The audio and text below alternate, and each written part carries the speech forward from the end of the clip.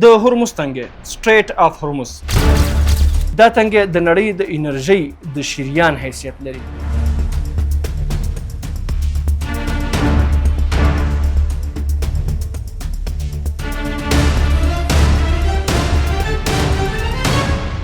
نن ورځ هم د هرمز تنګی د ایران او لویدیځو قدرتونو په ځانګړي ډول د امریکا متحده ایالاتو ترمنځ د تر ټولو لوی جیوپولیټیک فشار د وسیلې په توګه کارول کیږي. د هرمز تنګی شاوخوا 180 کیلومتره اوږدوالی لري.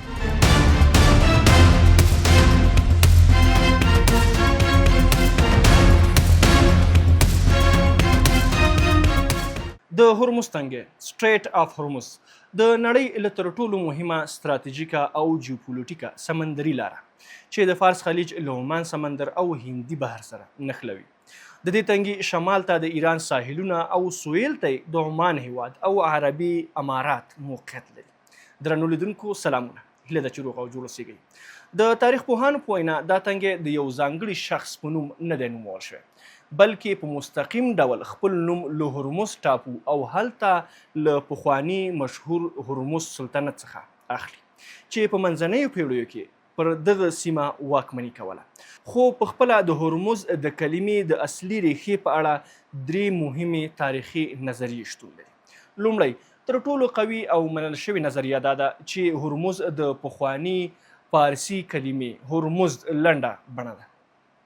لومړی نظریه تر ټولو قوي او منل شوې نظریه دا ده چې هرمز د پخوانۍ فارسي کلمې هرمز لنډه بڼه ده.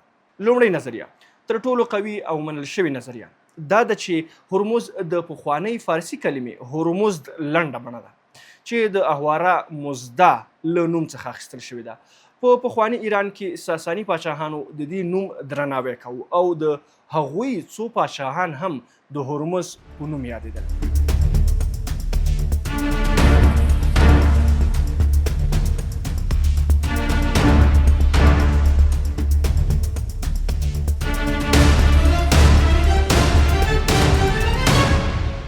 دوهمه نظریه د خرماو ځای. بله سیمه ییزه نظریه دا ده چې دا کلمه له هرمغ څخه اخیستل شوې ده چې په پخوانۍ محلي ژبه کې د خرما ونو ځای یا د هغې بڼه ته ویل کېدل، ځکه په دغه ساحلي سیمه کې د خرما ونې خورا ډېرې وي. درېیمه نظریه تاریخي ملکه یا افرا هرمز. ځینې روایات وایي چې دا سیمه د ساساني امپراتورۍ د 4مې پیړۍ د مشهور پاچا شاپور دوم د مور افرا هرمز په نوم نومول شوې وه.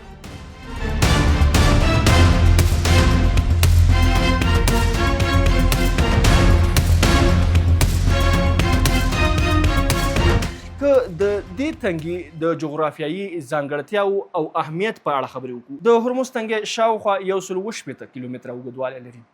د هغې تر ټولو تنګه برخه کې د دواړو غاړو ترمنځ واټن یوازې 19 کیلومتره دی چې 24 مایله کیږي. نړیوال تګ راتګ په دې تنګي کې د کښتیو د ټکر د مخنیوي لپاره 2 کیلومتره پراخه تلونکې او 2 کیلومتره راتلونکې ځانګړې سمندري لاره ټاکل شوې ده. دا تنګی د نړۍ د انرژۍ د شریان حیثیت لري. د نړۍ شاوخوا 20% څخه تر 25% پورې د خامو تیلو او مایع ګازو ترانزیت له همدې لارې تیریږي. د سعودي عربستان، عراق، کویت، قطر، امارات او ایران تیل د همدې تنګي له لارې. دا تنګی د نړۍ د انرژۍ د شریان حیثیت لري. د نړۍ شاوخوا 20% څخه تر 25% پورې د خامو تیلو او مایع ګازو ترانزیت له همدې لارې تیریږي. د سعودي عربستان، عراق، کویت، قطر، اماراتو او ایران تیل د همدې تنګي له لارې د نړۍ بازارونو په ځانګړي ډول چین، برطانیا، هند، جاپان، سویلي ختیځې اسیا ته لیږدول کیږي.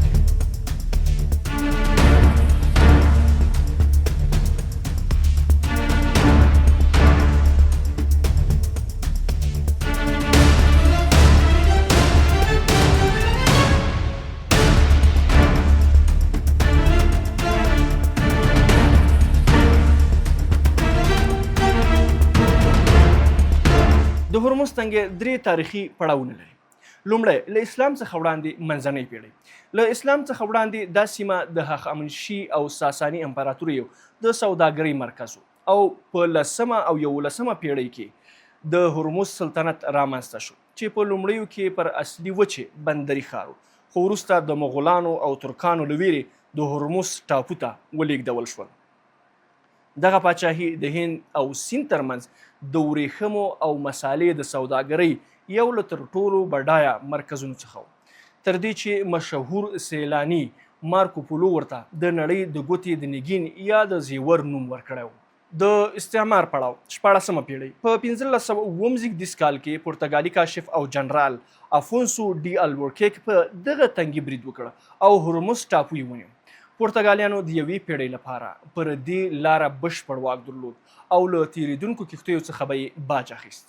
په 1422 کال کې د شاه عباس صفوي په مشرۍ ایرانی ځواکونو د برتانیا د ختیځ هند شرکت په مرسته پرتګالیان له تنګي څخه وشړل او دغه لاره یې بیرته د سیمې د حکومتونو لاسته ورغله.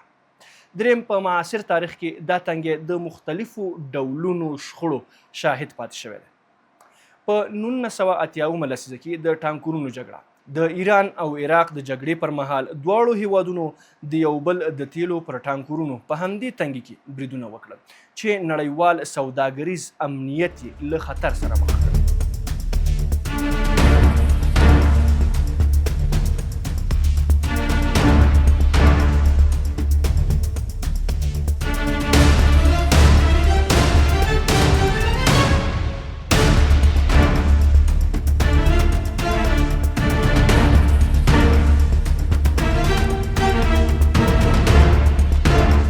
د ملګرو ملتونو د 1982 کال د سمندري قوانینو د کنوانسیون له مخې که څه هم د دې تنګي اوبه د ایران او عمان په خاوره کې راځي خو ټولو نړیوالو سوداګریزو او نظامي کښتیو ته د آزاد او ترانزیټي تېرېدو حق ورکړل شوی دی.